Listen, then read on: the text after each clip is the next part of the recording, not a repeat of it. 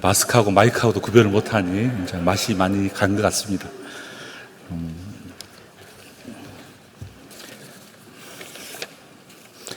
저에게 이제 주어진 시간이 지금 3시 반입니다. 한 30분 정도 제가 하도록 그렇게 하겠습니다. 지난번에 이어서 두 번째 이야기 같이 나눠보도록 하겠습니다.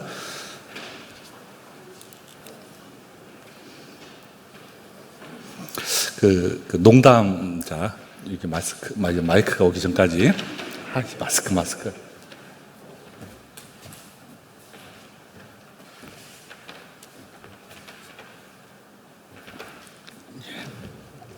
제가 오후에 수업을 하는데요.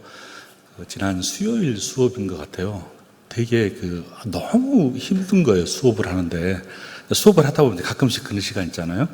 점심을 먹고 하는 수업인데, 전부 학생들이 거의 그냥 죽음 직전에 있는 모습 같아서, 아무리 제가 생쇼를 해도 전혀 여동치 않고, 거의 그냥 쓰러져 있는 직전에 있는 모습으로 제가 이제 전반을 강의를 했습니다. 너무 저도 힘들더라고요. 그랬더니 이제 앞에 앉아있는 학생이 너무 저를 짠하게 보였는지, 목사님, 우리가 이렇게 힘든 이유가 있습니다 라는 이야기 하더라고요. 내가 궁금하잖아요. 왜 힘들었냐 그랬더니 오전에 시험을 봤다는 거예요. 여러분 아시겠죠? 무슨 말인지? 밤샘 했다는 말이잖아요. 시험을 봐서 시험 보느라고 지금 오후 되니까 몽롱하다는 거예요. 무슨 시험 봤냐 그랬더니 암기 시험을 봤대요. 저희 신학교는 1년에 한 번 정도 암기 시험을 봅니다. 그랬더니 무슨 어떤 암기를 했냐 그랬더니 사랑장을 했대요. 고린도전서 13장 1절부터 13절까지 토시 하나 틀리면 안 되거든요. 정확하게. 그래서 하는 말이 이제 사랑이 자기를 힘들게 했다고. 사랑이 너무 자기들을 힘들어가지고 이제는 사랑을 더 이상 할 수 없다고 농담을 하더라고요. 그래서 내가 사랑은 1절부터 13절까지 있는데 다 필요 없는 것 같아. 사랑은 딱 하나만 있으면 된 것 같다. 그랬더니 뭐냐 물어보더라고. 사랑은 오래 참으면 된 것 같다. 그래서 뚜껑이 열리거든 일단 닫고 너무 또 닫아버리면 속병이 나가가지고 터져버리니까 적당하게 닫고 그 다음에 너무 도저히 못 참겠으면 살짝 열어라. 그래서 엮고 닫고 해서 적당하게 하면 사랑할 수 있다라는 이야기를 하면서 제가 옛날에 했던 이야기 같은데요. 제가 인생에 딱 한 번 엄청난 실수를 신혼 때 해가지고 지금도 되게 힘듭니다. 그 때문에. 이제 우리가 옛날에 이제 신혼 때는 이제 밥상을 하잖아요. 지금은 이제 식탁을 있어가지고 식탁을 엎을 수 있는 사람은 대단한 사람입니다. 용 쓰지 마시고 내비둡니다, 식탁은. 근데 옛날에는 이제 밥상이었기 때문에 이렇게 엎으기가 편하잖아요. 이게 엎으기가. 근데 그때는 제가 엎은 것 같지는 않아요. 엎어진 것 같아요. 아무리 생각해봐도. 그래서 엎지는 않았어요. 근데 지가 엎어졌어요. 그래가지고 엎어졌든 간에 그 이후로 되게 제가 힘듭니다. 지금까지도 이 모양으로 사는 이유가 그때 한 번의 실수로. 근데 아무리 생각해봐도 내가 무슨 힘이 있겠어요. 근데 하긴 엎어졌어요. 엎어질라 말라 한 중간에 그냥 그 찰나에 있었어요. 그러면서 늘 생각하는 것이 사랑은 참는 거다라는 생각이 되게 합니다. 동의하십니까? 남자들은 대부분 동의할 수밖에 없습니다. 여성들은 그냥 안 참아도 돼요. 왜냐하면 참으면 속이 터지니까. 남자들은 웬만하면 참아주십시오. 참아요. 참는 것이 이기는 것이다 라는 이야기 있잖아요. 참아주시면 좋겠다는 생각이 듭니다. 그래서 사랑은 참 어려운 이야기 같습니다. 세상에 제일 어려운 것이 저는 사랑하는 것 같습니다. 나 자신을 사랑하기도 힘든데 누가 남을 사랑한다는 것은 되게 힘든 일이거든요. 그리고 특별히 공동체를 사랑하고 또 이웃을 사랑한다는 것도 더 힘든 것 같습니다. 하기가 너무너무 힘들어요. 그래서 이 사랑의 시작은 저는 사랑은 언제나 오래 참고라는 이야기를 늘 이렇게 제 스스로도 하고 주변 사람들한테 이야기해주고 우리 전도사님들한테도 이야기해주면서 한번 웃었던 추억이 납니다. 이 시간 졸면 안 됩니다. 원래는 졸지 말라고 하는 이야기였는데 이렇게 요즘에는 농담이 잘 안 먹히더라고요. 그래서 내가 나이가 좀 들었나 보다. 옛날엔 잘 먹혔는데 요즘에는 아무리 웃기려고 해도 안 웃어요. 안 웃잖아요, 지금. 미치겠어요. 이제 안 웃어요. 강의 시간에 생쇼를 해도 아이들이 안 웃습니다. 약간 코드가 안 맞는 것 같다는 생각이 들어서 저도 서서히 이제 하산할 때가 된다 보다라는 생각을 하면서 요즘 새로운 그 주법을 외우고 있습니다. 아이들에게 먹히는 주법을 외우고 있는데 아마 좀 해보면 저도 곧 은퇴하지 않을까라는 생각도 또 한번 해봅니다. 자, 이런 이제 생각을 하면서 여러분 이제 어려운 이야기가 우리가 오대솔라를 쭉 공부를 하고 있습니다. 저는 개인적으로 이 오대솔라는 우리 신앙의 마치 기본 같습니다. 애우기는 쉽습니다. 5개 우리가 그동안 다 외웠어요. 근데 잘 애우기 위해서는 뭐가 필요하냐면 질문을 잘 만들어야 할 것 같아요. 질문을 던지고 질문에 대한 답을 갖고 또 질문을 스스로 만들어보고 옆 사람한테 질문 만들어보고 또 옆 사람한테 대답해보고 그러면 딱 5가지가 작용해집니다. 마치 우리 교회의 교육 목표와 마치 또 올해의 교회 표처럼 올해 한 해가 갈 수 있는 방향들 그리고 우리의 주일학교 모든 교육, 주일학교 뿐이겠습니까? 성인 교육까지 다 이런 교육의 목표로 가자라는 것을 우리가 늘 이렇게 구호처럼 외웁니다만은 아마 기독교의 신앙의 가장 핵심 교리가 이 5가지에 잘 융축되어 있다고 봅니다. 그래서 스스로 잘 외우셔야 돼요. 그리고 내가 스스로 또 대답을 해 보셔야 돼요. 그런 의미에서 한번 질문을 제가 던지고 여러분 또 대답해 주시면 좋겠습니다. 첫 번째 우리가 무슨 이야기를 했냐면 죽어버렸습니다. 켜주세요. 예. 무슨 이야기, 아이고, 또 죽었다. 5가지 오대솔라가 있잖아요.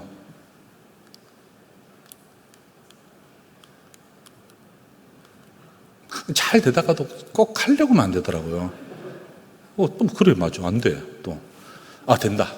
자, 천천히 갈게요. 앞에 갑시다. 자, 오케이. 이 5가지예요.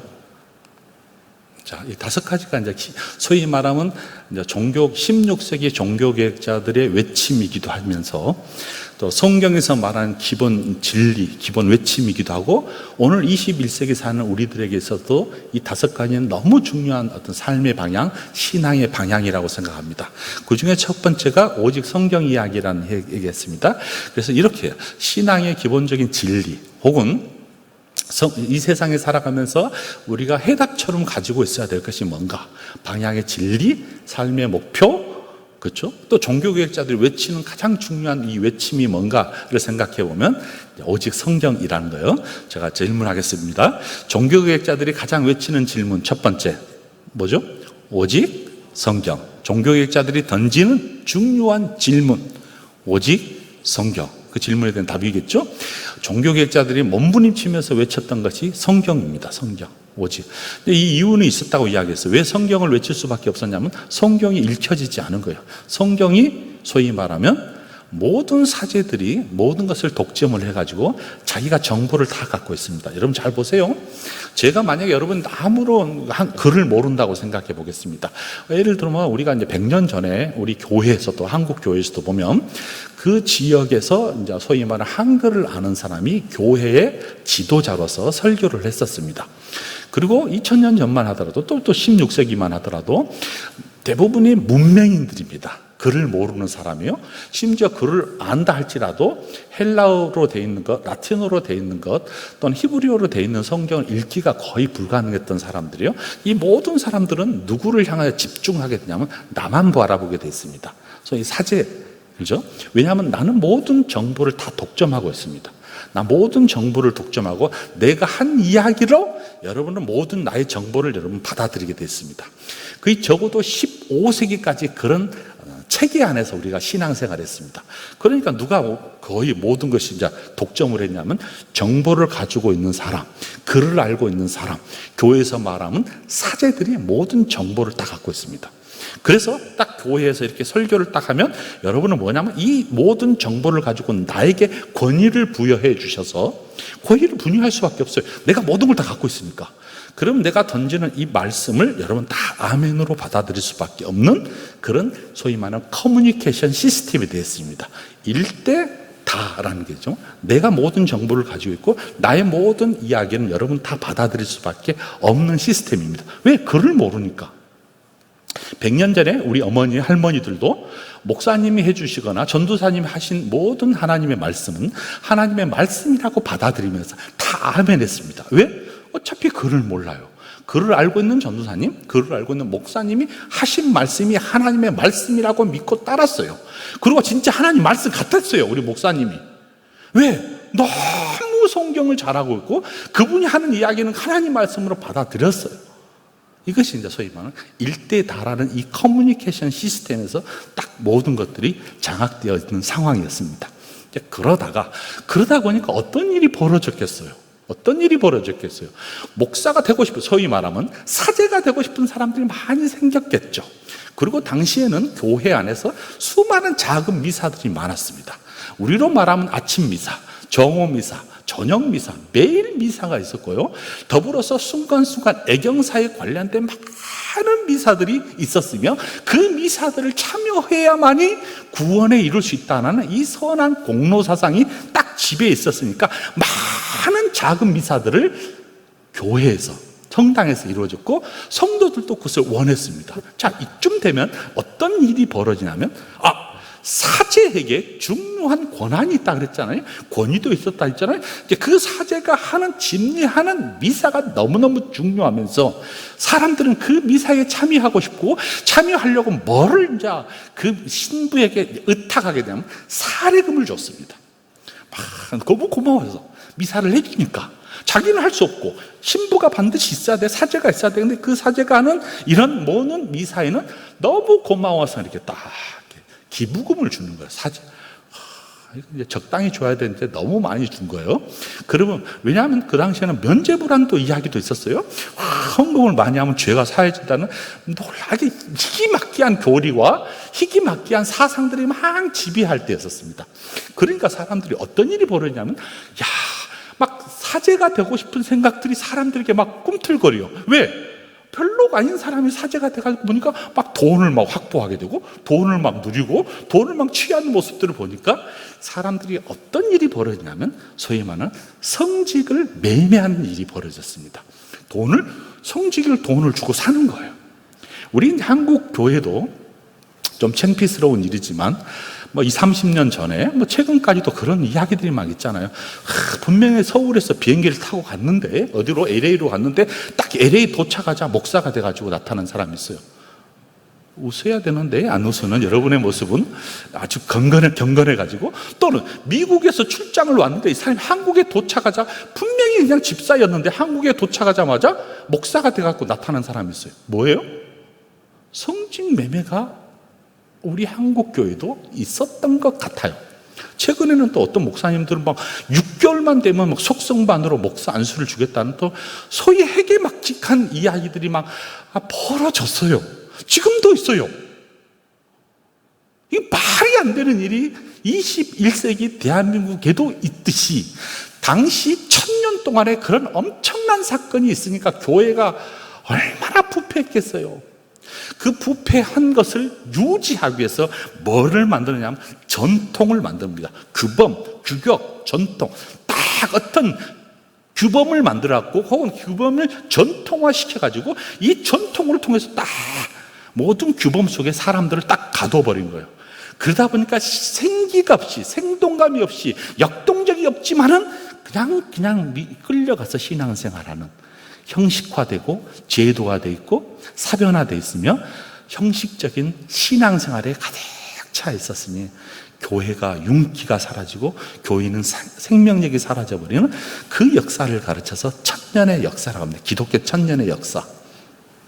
그 깊숙이 가보니까 그 속에 뭐가 없냐면 바로 말씀이 없기 때문에, 말씀이 사라져버렸기 때문에 말씀 위에 제도를 만들고 말씀 위에 전통을 만들고 말씀 위에 사람이 군립하려고 하는 모습이 되다 보니까 교회는 썩을 대로 썩어가서 드디어 이것을 개혁하지 않으면 안 될 수밖에 없는 상황의 시점에 딱 아까 말한 만땅이 돼버리게 가득 차버린 거예요.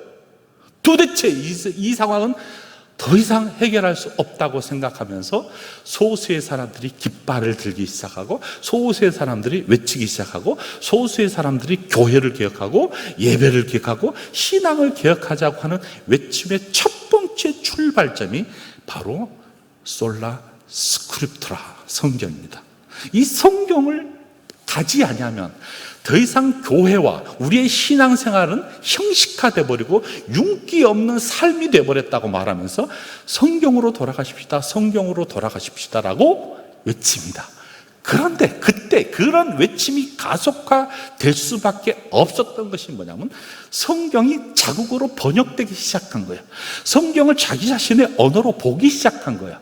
그 전에 모든 일이 독점했던, 사제가 독점했던 시스템에서 평신도들도, 조금 글을 아는 사람들도 이 성경을 접하면서 직접 이 성경에 계시된 하나님의 말씀을 읽으면서 자기 신앙을 개혁하고 교회를 개혁하고 제도를 개혁하는 그 발길에 동참하게 되었습니다. 그러니까 성경을 서로 읽혀줄 수 있는 상황이 변들어지고, 그리고 하나님의 말씀의 정보를 사제에게만 독점하는 것이 아니라 내가 직접 하나님의 말씀을 받고 읽을 수 있으니까 소통의 커뮤니케이션 방법은 1:1이라는 커뮤니케이션으로 바뀝니다. 모든 정보가 내가 가지고 있는 시스템에서 나도 하나님 말씀을 볼 수 있는 상황으로 환경, 소위 말하면 소통의 환경이 변해버립니다. 그래서 읽어보니 맞는 것 같아요. 읽어보고 확인해 보니까 목사님 이상한 소리 하네? 왜 다른 소리예요? 내가 읽을 때는 이런데요? 라고 하면서 직접 성경을 읽어가기 시작하니까 누가 깨어나기 시작했어요? 성도가, 평신도들이 깨어나기 시작했습니다. 이제 사제가 모든 정보를 독점하기가 어려워져 버렸어요. 모든 사람들이 성경, 즉 하나님 말씀을 직접 읽으면서 묵상하면서 하나님 말씀을 깨닫기 시작합니다. 이런 변화는 되게 엄청난 변화가 되면서 성도들이 자각할 수 있는 계기를 확 만들어주기 시작했습니다.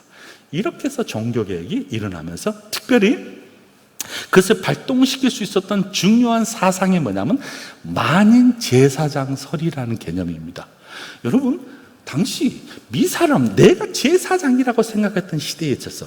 우리는 제사는 제사장이 인도하잖아요. 근데 모든 성도들이 그 제사장에 주목하고 있었던 이 상황에서 성도들은 그냥 이 제사장이 하는 이야기를 따라가 있었어요. 그런데 성경에 보니까 베드로의 말씀을 보면 모든 사람은 다 왕같은 제사장이라는 거야. 예수 그리스도께서 핏값으로 모든 제물이 되어주셨으니 예수 그리스도만 믿으면 직접 하나님을 만날 수 있다는 이야기를 성경에 보니까 확인된 거예요. 그러면서 성도들을 만인 제사장으로 직접 하나님을 배울 수 있도록, 그전에는 직접 하나님을 배울 수 없는 상황이었어요. 제사장 제도를 만들어서 심지어 중세교회는 어떤 일이 벌어지냐면 소위 말하면 죄를 고백해야만이, 신부에게 죄를 고백해야만이 예배를 참여할 수 있도록 하는 고해성사라는 개념을 만들어내버렸습니다. 직접 고해성사를 해서 죄 용서를 받지 않고서는 예배도 못 참석하도록 시스템을 만들어버렸어요. 얼마나 사제에게 구속되어 있는 모습이 될 수밖에 없는 상황 속에서 우리 모두는 다 하나님의 제자로서, 왕같은 제사장으로서 직접 예수 그리스도만 만나기만 하면 하나님 볼 수 있다라는 성경 말씀을 직접 읽으니까 누가 깨어나기 시작해요? 우리 스스로가, 성도들 스스로가 자각하게 되면서 스스로 개혁의 앞길에 동참하게 됩니다. 여러분, 우리 모두는 다 왕같은 제사장이에요. 여러분, 누구도 예외 없이, 한 분도 예외 없이 다 왕같은 제사장이에요. 아멘? 아멘. 높낮이 없어요. 그러나 교회의 질서를 위해서 이 질서 속에서 우리가 직분을 세워놓고 이 질서를 유지하기 위해서 목사란 직, 장로란 직, 권사란 직, 집사란 직, 이 직분은 도대체 높낮이를 말한 것이 아니라 효과적으로 교회를 운영하고 이 질서 속에서 교회가 경영되도록 하나님께서 직분을 허락해 주셨어요. 그러나 원초적으로 우리 모두는 다 왕같은 제사장입니다. 아멘? 아멘. 높낮이 없어요. 신부는 다 성도예요. 성도. 우리 모두는 다 예수 그리스도의 핏값으로 우리를 불러주신 예수님의 제자입니다. 아멘. 누구의 한 사람에 의해서 좌지우지 되지 않습니다. 우리 한국교회는 유별나게 스타 설교자에 의해서 모든 것이 좌지우지 되는 경우가 너무 많아요. 우리 교회의 질서는 우리 교회를 섬기는 담임 목사님, 그리고 우리 교회를 진도하는 장로님, 이분들의 교회의 경영과 교회의 질서와 이런 것을 따라서 교회가 쫙 가는 거지, 어떤 사람의 이야기, 우리 교회와 전혀 상관없는 어떤 스타 목사님의 이야기를 듣고 설교를 듣고 마치 그것을 우리 교회는 그 잣대로 우리 교회를 파악하거나 그 잣대로 우리 교회를 분석하거나 그 잣대로 우리를 비평해서는 안 됩니다. 그분은 그분의 목회 현장, 우리는 우리의 목회 현장이 있다고 봅니다. 그런 의미에서 우리 교회의 질서를 잘 보면서 우리 모두는 다 왕 같은 제사장으로 하나님께서 각양의 은사를 주셨어요. 그 은사대로 우리가 교회를 섬기는 것입니다. 잘 한번 보세요. 아름다운 성가대가 있잖아요. 좀 쑥스럽긴 해요, 스스로 생각해도. 그래도 얼마나 아름답습니까? 근데 다 기본을 다 음악에 대한 소양이 있어서 관심이 있어서 성가들을 합니다. 음치가 들어가기 시작하면 되게 어렵습니다. 왜냐하면 그분이 음을 다 깨버려요. 그러니까 그분은 아예 가지 마세요. 그분 음치라고 성가대 아니면 뭐 할 일이 없습니까? 할 일이 너무 많은 거예요. 늘 저도 여기 주차장에 가서 보면 우리 그 몇 분 집사님들이 이 빨간 봉을 들면서 주차하는 그 봉이 너무 권위가 있어 보입니다. 딱 젖자마자 갈 수밖에 없어요. 이거는 우리가 아무리 해도 안 돼요. 그냥 유명한 교회들은 현병대 출신들이 꼭 있습니다. 교회마다. 이분들의 이 손놀림은 정확합니다. 권위와 질서가 있어갖고 따라가지 아니하면 안 될 만한. 그렇죠. 또 주방은 주방대로 또 권위가 또 있어요. 그 안에 또 다 또 레벨류가 있어요. 또 위가 있고 밑에가 있고 반복하면 안 돼요. 그래서 각각 영역에서 오늘 우리 목사님 말씀대로 각자 은사와 직분들을 따라서 교회를 세운 것이라고 생각합니다. 그 안에 심장부에 누가 있냐면 성경이 있습니다. 이거 벌써 다 끝나버렸네. 주여. 그래. 이래서 안 된다니까요. 이래서 안 돼요. 이래서 안 돼요. 저는 그래서 안 돼요. 너무 서론하다 끝나버려요. 성경 있죠? 그 성경의 주인공은 누구라고요? 예수 그리스도. 성경의 주인공은 예수 그리스도입니다. 성경의 하나님의 이야기의 주제는 중심 주제, 중심 인물은 바로 예수 그리스도. 오직 성경의 중심은 누구라고요? 예수 그리스도. 솔루스 크리스투스. 오직 그리스도입니다. 그리스도입니다. 그러니까 우리가 성경을 읽으면서 여러분 누구를 만나셔야 되냐면 예수 그리스도를 만나셔야 돼요. 성경 속에는 예수 그리스도의 이야기예요. 그 이야기의 주인공을 만나셔야 돼요. 왜냐하면 그분을 통하지 않고서는 우리가 구원에 이를 수 없고 그분을 통하지 않고서는 하나님을 뵐 수 없어요. 그러니까 반드시 우리는 이 성경 속에서 누구를 만나셔야 하냐면 예수 그리스도, 메시아를 만나셔야 됩니다. 그리스도를 만나셔야 돼. 성경 읽을 때 이 그리스도가 여러분에게 확 다가서기를 소망합니다. 그분이 치유해 주세요. 그분이 기적해 주세요. 기적을 일으켜 주세요. 우리 아까 우리 권사님이십니까? 새신자지만 집사님, 권사님이십니까? 집사님이십니까? 뭐 하긴다고 하잖아요. 우리 새신자 교육이지만 그냥 새벽 예배 오셔서 늘 이렇게 하신다는 분 있잖아요. 우리 권사님이십니까? 집사님. 치유를 누가 해주셨다고요? 예수 그리스도. 그가 손을 얹으시고 그가 일어나 걸으라고 외치고 그가 뛰어나라고 하시면 뛸 수가 있는 것입니다. 그래서 우리가 성경을 볼 때마다 말씀을 들을 때마다 누구를 만나셔야 되냐면 예수 그리스도. 사랑하는 여러분, 우리 교회는 예수 그리스도가 주인공이 되기를 소망합니다. 그냥 설교를 들을 때마다 예수 그리스도를 여러분 만나시고 여러분과 대화할 때마다 예수 그리스도를 만나시고 성경을 특별히 읽을 때마다 예수 그리스도를 만나셔서 우리 강성교회의 주인, 우리 강성교회 이야기의 주체가 예수 그리스도를 만나는 이야기가 풍성해지기를 소망합니다. 그 예수 그리스도를 우리가 어떻게 해야 된다고요? 믿어야 된다는 이야기입니다. 솔라 피데. 그분을 믿어야 돼. 그분을 믿지 않고서는 구원을 받을 수 있는 사람은 아무도 없습니다. 우리가 믿음의 대상은 누구냐면 뛰어난 사람도 아닙니다. 위대한 인물도 아닙니다. 위대한 성인도 아니고 바로 성경의 주인공이신 예수 그리스도를 믿습니다. 아멘. 그 믿음이 우리 교회에 풍성해지기를 소망합니다. 여러분, 믿는다라고 하는 이 믿음에는 신앙의 출발점입니다. 신앙의 출발점. 믿음에는 반드시 뭐가 요구가 되냐면요, 조금만 볼게요. 자, 여기 있네요. 믿음에는 반드시 뭐가 요구하냐면 순종이 요구된대요. 우리가 예수 그리스도를 믿었다, 그분이 나로 하여금 은혜를 베풀어 주셔서 내가 예수 그리스도를 믿습니다, 여기는 신앙의 출발이지 신앙의 완성은 아닙니다. 신앙의 출발은 칭의, 의롭게 되는 것이지만 의롭게 된다고 해서 모든 것이 다 이루어지진 않아요. 여러분, 우리가 구원론을 이야기할 때 구원받았다, 내가 구원받았습니다, 내가 믿음의 사람입니다 라고 말할 때 이 믿음은 칭의를 말해요.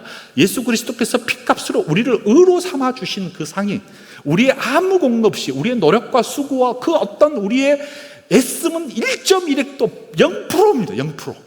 그가 십자가에 죽으심으로 돌아가 주셨으므로 우리를 의로운 사람으로 여겨주셨습니다. 그것을 은혜를 베풀어서 우리가 그 사실을 믿는 거예요. 이 믿음은 시작입니다. 구원은 믿음으로부터 시작하는 거예요.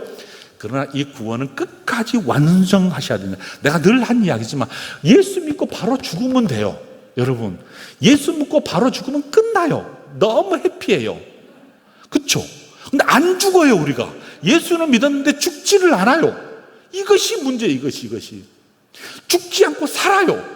그렇기 때문에 반드시 믿음에는 뭐를 요구하냐면 이 믿음의 대가, 지불해야 될 것이 있어요.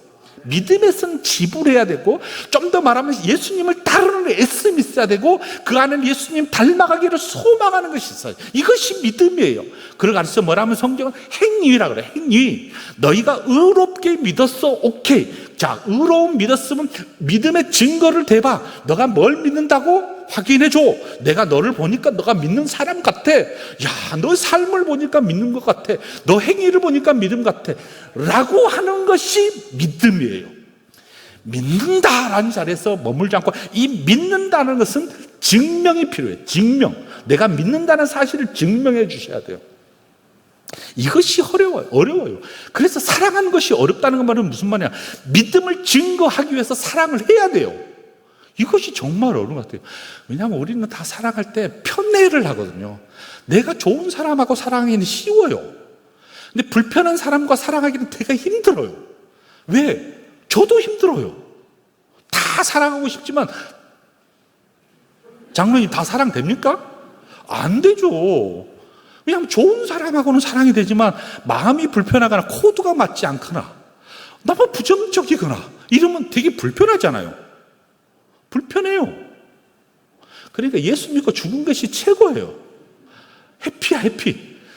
근데 주님은 우리를 이 땅에 내버려 두세요. 그러면서 광야 생활을 하래요. 훈련을 받으래요. 예수님을 따라가래요. 힘들지만 따라가래요. 그러면서 성품을 바꾸어래요. 기질도 바꾸어래요. 사랑도 하래요. 절제도 하래요. 인내도 하래요. 온유도 하래요.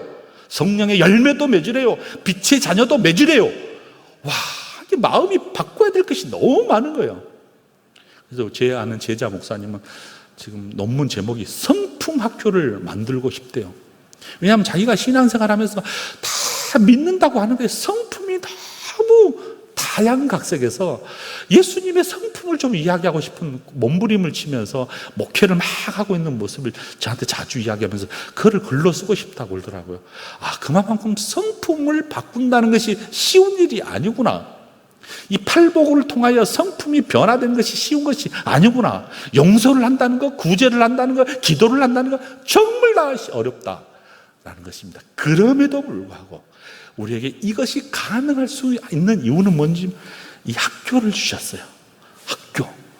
무슨 학교요?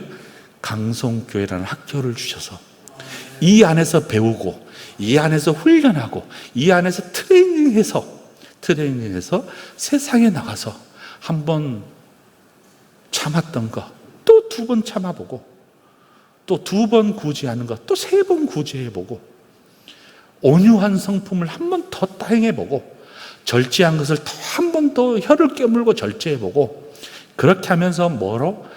예수 그리스도의 성품을 내가 이렇게 만들어가는 거, 그걸 알았죠? 성화. 예수님 닮아가는 거. 믿는 사람에게 반드시 요구한 것이 있습니다.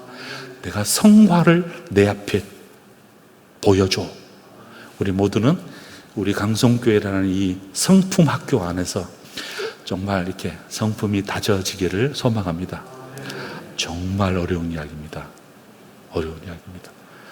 그래서 혼자 되지 않으니까 이 학교에 불러가서 새벽을 깨우게 만들고 정오에 기도하게 만들고 시간 날 때마다 기도하게 만들고 여기서 또 공부하게 만들고 그러면서 성품을 바꿔가는 것, 이것이 바로 믿는 사람이 요구하는. 그래서 우리 모든 강성교회 이 학교, 강성학교에 들어온 모든 사람들은 성품이 많이 변해지기는 소망합니다. 저도 이제 나이가 많지는 않아요. 저보다 이제 나이가 많은 사람이 더 많아요, 제가 보니까. 근데 과거에 한 20년 전과 30년 전에 보면 나이가 조금 먹으니까 조금 웬만해서는 이렇게 요동치지는 않는 것 같아요. 옛날에는 막 조금 자존심 상하면 막 조금만 막 근데 지금은 뭐 이렇게 뭐랄까 좀 이렇게 좀 약간 스펀지 같다 그러니까 이것이 나이가 들었다는 말인가? 아니면 신앙이 성숙했다는 말인가? 모르겠어요, 저는. 근데 나이가 들면 좀 이렇게 힘이 없단 말인가? 뭐 그런 거 잘 모르겠어요. 조금 지금 여유는 좀 있는 것 같습니다. 긴장을 좀 덜 하고. 그렇죠? 그래서 이것이 예수님 닮아가는 조그마한 시초인가라는 생각도 듭니다. 어찌됐든 사랑하는 여러분, 그 성가 연습할 때 되게 열받잖아요. 옆 사람이 틀리면 막 꼬집습니다.